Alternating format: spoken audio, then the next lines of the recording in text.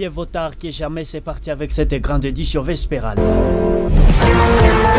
À la une de cette édition, une vive tension s'est observée ce vendredi 8 novembre 2024 au sein des agents des services d'urbanisme ville de Bunia à province de l'Ituri. Plus de détails dans ces radiojournaux.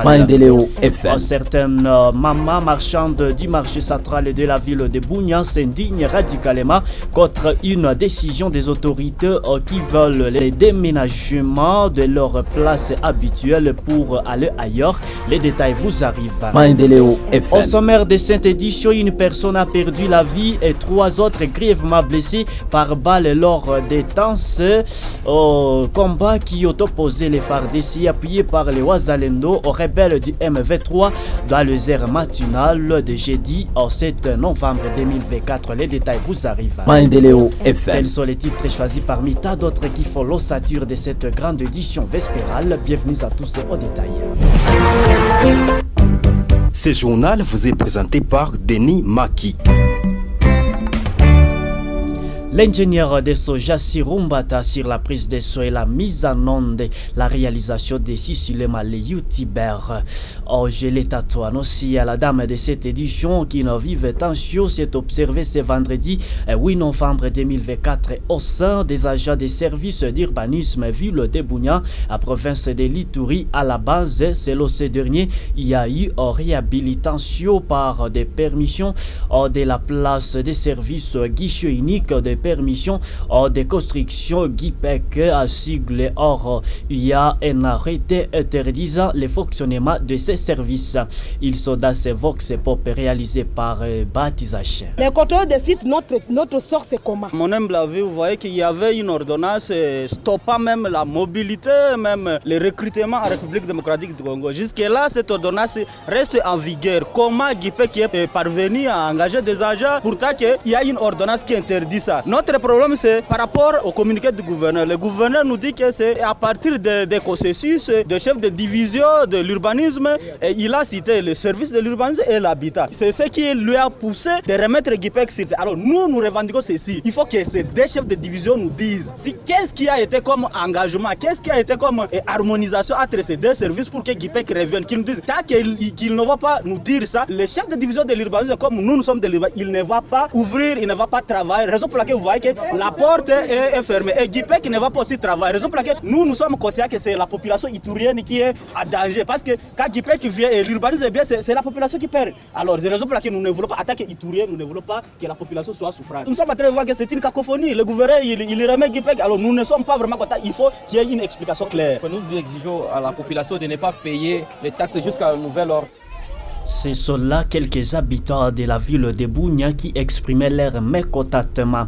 Certaines mamans marchandes du marché central de la ville de Bunia s'indiquent radicalement contre une décision des autorités qui veulent le déménagement de leurs places habituelles pour aller ailleurs. Selon ces mamans retrouvées sur place, elles plaident de leurs taxes exigées par l'État puisse et aller ça là ça donc ces enjeux depuis longtemps et a demandé aux autorités de réhabiliter le toll de certaines maisons. Elles sont dans ces vox pop réalisés par Batizache. Si tutaenda tena wapi papa, tulisalikana tunayo angare njoko hapa, hatuna kwenye tutaenda. Basi yetu njoo hapa njoo angare yetu. Tongea mimi nazala batoto yangu mimi nakomeleza sababu na kazi yangu ya bui kazi ya ngare. Mimi kuna miaka 55. Miwezi toka hapa. Hata bwana ale apanda hata miwezi kutoka hapa. Miwezi kwenda. Mimi naomba na makuba batusaidie. Ile mtu kunasumbua si mambo ya franga hiyo tunakatala. Mimi nashangaa sana juu angare ile wakati ya Mobutu ndio tulikomea njoo hapa.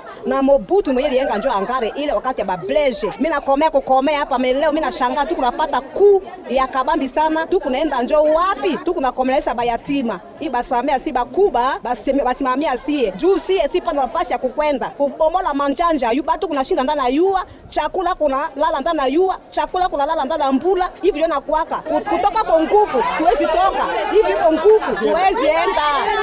bakatengaka kila bamama ku position yabo kuko bamama ya shuka naikala ku position yabo bamama ya bu na bamama ya bui baya viazi mwoko biko ku position yabo stafe kama 70 vile kunaenda depuis kinye batengeneza ile soko si enye tunalomba na bakubwa batusaidie ku ile probleme maneno le kwasie iko muzito sana tunaona kinapasha tosha maneno kabambi sana katikati ya batu.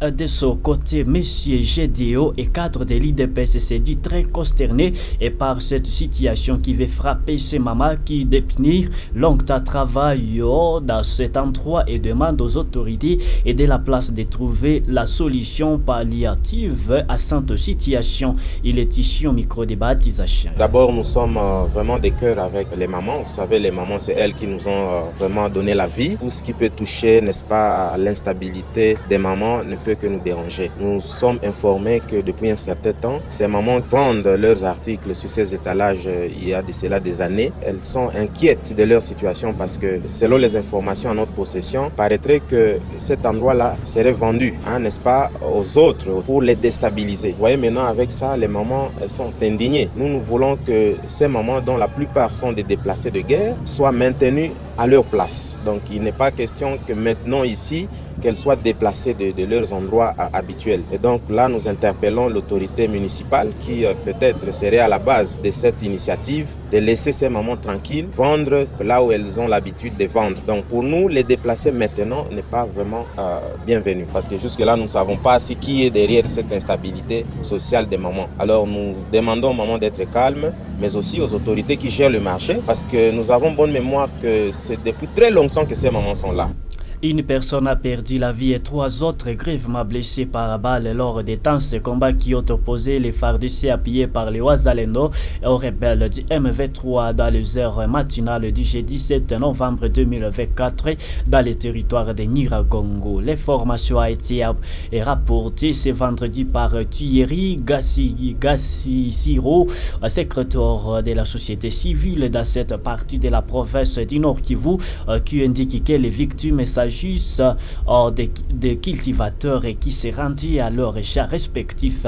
Il révèle par ailleurs que tout est parti par la énième provocation des insurgés de la coalition RDF-MV3 qui ont lancé de nouvelles attaques contre les positions des Wazalendo au village et Kanyabuki dans le groupement de Kibumba Olekuta. Après 2 heures de combat, cela a fait malheureusement des pertes auprès de la population où 3 personnes ont été grièvement blessées. Un autre habitant du territoire de Nyiragongo qui allait au champ s'est retrouvé dans une embuscade de l'armée rwandaise et malheureusement ces militaires rwandais l'ont tué et puis ont pris son corps sans vie et l'ont jeté dans un four de la braise où il fut complètement calciné et malheureusement c'est après qu'il y a une accalmie que son corps a été retrouvé criblé de balles puis jeté dans un four de la braise. Toutes ces personnes qui ont été touchées par balles, ils ont été surpris par cette attaque pendant qu'ils se rendaient dans l'aire du Ferracha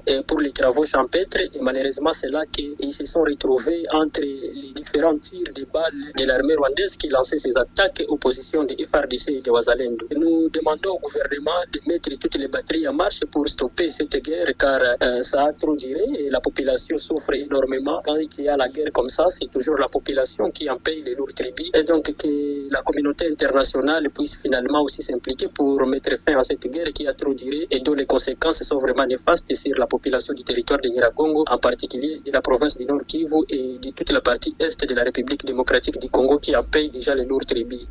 Notons que pour les moments et calme et précaire et s'observer dans la zone et le trafic qui était déjà coupé à tout de même repris sur l'axe Goma-Rutshuru à passer par Kibumba, du moins pour les usagers du travail absolument et la paire emprunté ces tronçons indique la même source. Parlons de cette brève information où les habitants de Kasopo et Maïkengu des attutés du secteur de Bapéré saluent le nouveau déploiement des éléments de la coalition FARDC UPDF est engagé dans la traque des ADF dans les territoires de Lubero. Ces forces mutualisées sont arrivées à Maïkengu dans la journée de ce jeudi 7 novembre 2024 avec comme objectif d'élargir les opérations militaires contre les terroristes affiliés aux États islamistes ADF MTM autour de plusieurs exactions contre la population civile dans cette région.